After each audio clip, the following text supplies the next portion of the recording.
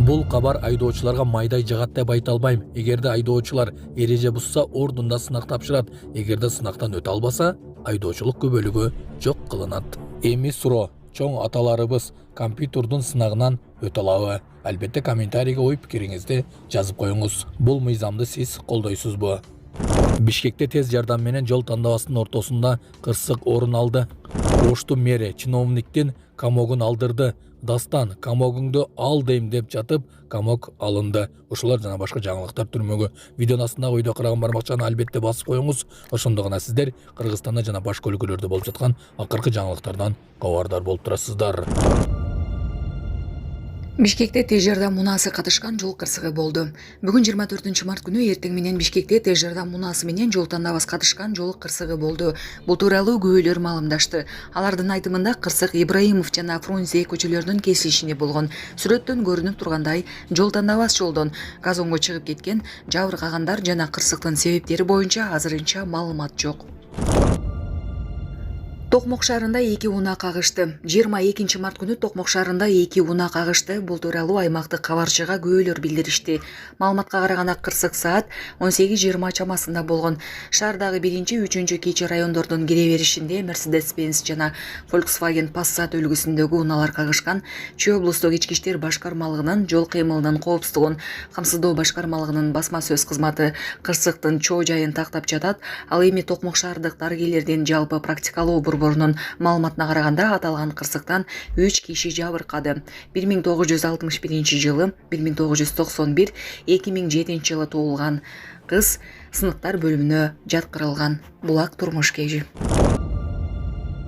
1 сентябрдан тарта жол эрежесин бузган айдоочулар үчүн токтотулган жерден жол эрежелери суралат. Кыргыз Республикасынын президентинин басма сөз катчысы Асхат Алагөзов 1 сентябрдан тарта жол эрежелерин билбеген айдоочулар үчүн жаңы процедуралар башталарын билдирди. Ал бул боюнча төмөндөгүдөй билдирүү жасады. Урматтуу кыргызстандыктар, президент Садыр Жапаровдун тапшырмасы боюнча ушул жылдын 1 сентябрдан тарта жол эрежесин бузган айдоочулар үчүн токтотулган жерден жол эрежелерин суроо процедурасы башталат. Кимде-ким жол эрежелерин билбесе, ошол замат айдоочулук күбөлүгү алынып, унаа мекемесине убактылуу жөнөтүлөт. Айдоочулук күбөлүктөн ажыратылбайт.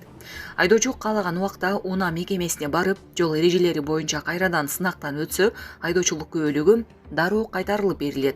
Эгер айдоочу сынактан өтпөсө, андан кийинкиге калтырылат. Качанган айдоочу жол эрежелерин жаттап, сынактан өткөндөн кийин күбөлүгү кайтарылып берилет.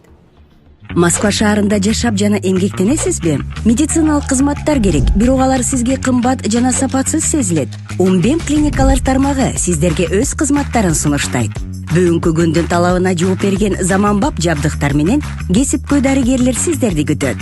Бизде сиз стоматолог, тиш дарылоонун бардык түрлөрү, уролог, невролог, лор, терапевт, хирург, окулист, педиатр, УЗИ жана башка дарыгерлердин кеңешин алып дарылануу мүмкүнчүлүгү бар.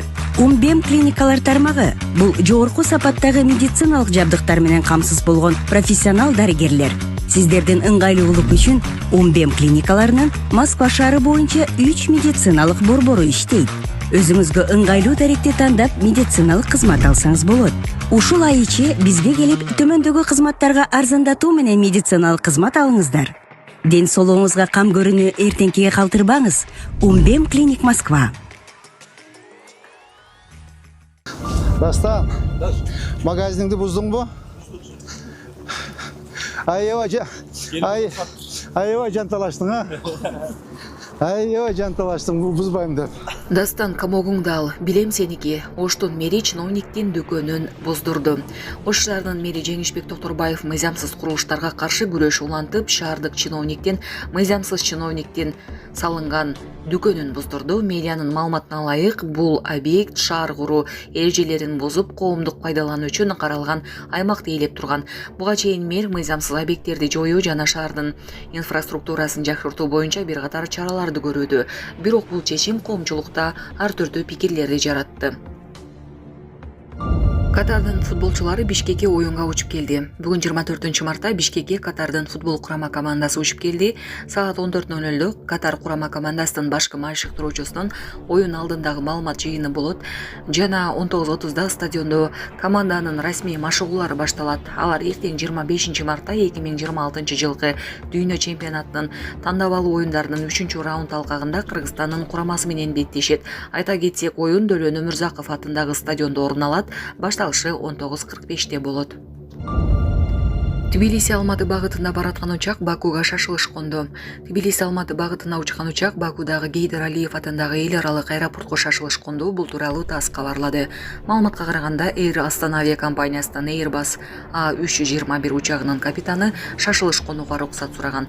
Учактын конуусуна жүргүнчүлөрдүн биринин ден соолугунун начарлаганы себеп болгон. Учак аэропортко конор менен жүргүнчүгө медициналык жардам көрсөтүлгөн. Андан соң ал ооруканага жеткирилген. Авиакомпания Бакудан Тбилисиге турган каттамды убактылуу токтотуп, жүргүнчүлөрдү мейманканага жайгаштырганы айтылды.